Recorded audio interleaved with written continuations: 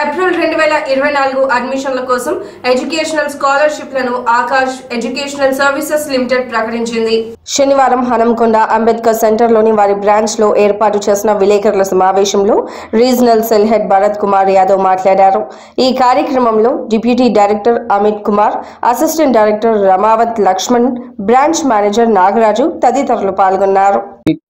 గత 7 సంవత్సరాలుగా foundation courses అంటే క్లాస్ 8వ తరగతి నుంచి 8, 9, 10వ తరగతి పిల్లలకి బేసిక్ ఐఐటి నీట్ ఫౌండేషన్ ఇస్తున్నాము. అది కాకుండా 2 years కోర్సెస్ చేస్తాము. ఇంటర్మీడియట్ ప్లస్ కోచింగ్ ఐఐటికి నీట్ చేస్తున్నాము. లాంగ్ టర్మ్ కోర్సెస్ చేస్తున్నాము. లాంగ్ టర్మ్ అంటే మెడికల్ అయిపోయిన తర్వాత 1 year రిపీట్ చేసి మళ్ళీ డాక్టర్ అవ్వాలనుకున్న వాళ్ళు, అంటే 2 years ఇంటర్మీడియట్ అయిన తర్వాత 1 year రిపీట్ చేసే కోర్సెస్ ఉంటాయి. Long term courses and short term courses. So ప్రస్తుతానికి ఈ ప్రెస్ మీట్ ఎందుకు పెడుతున్నాం అంటే ఇవాళ అన్ని కోర్సెస్ లైవ్ ఉన్నాయి. షార్ట్ టర్మ్ కోర్సెస్ ఉన్నాయి. 2 years 10th ఎగ్జామ్స్ అయిపోయాయి. పిల్లలు ఎవరైతే ఇక్కడే వరంగల్లో ఉండి ఇక్కడే కాలేజీలో చదువుకొని కోచింగ్ తీసుకొని ఐఐటి నీట్ కోచింగ్ తీసుకోవాలనుకుంటున్నారో ఆ పిల్లలందరూ కూడా మంచి అవకాశం.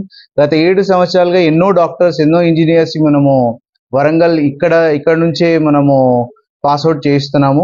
ఈ లాస్ట్ టైం మనము రీసెంట్ గా వచ్చిన జేఈ మెయిన్స్ రిజల్ట్ కూడా చూసుకుంటే ప్రతి సిటీలో మంచి రిజల్ట్ ఉంది. వరంగల్లో బ్రహ్మాండమైన రిజల్ట్ ఉంది. మాకు ఓవరాల్ గా చూసుకుంటే ఇండియా లెవెల్లో చూసుకుంటే పనిచేస్తున్నాను. సో మనం ఈరోజు సమావేశం అవడానికి ముఖ్య కారణం IACST exam, instant admission come scholarship test ని మన వరంగల్ విద్యార్థులకు అందుబాటులోకి తీసుకొస్తున్నాం.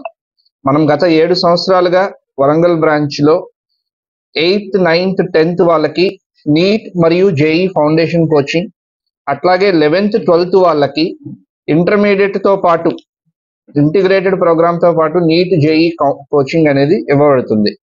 మనకి ఈ సంవత్సరం మొన్న జేఈ మెయిన్స్ లో మీరు చూసుకుంటే రిషి శేఖర్ శుక్ల తెలంగాణ స్టూడెంట్ 300కి గాను 300 మార్కులు, 300 out of 300 పర్ఫెక్ట్ స్కోర్ ని సాధించాడు.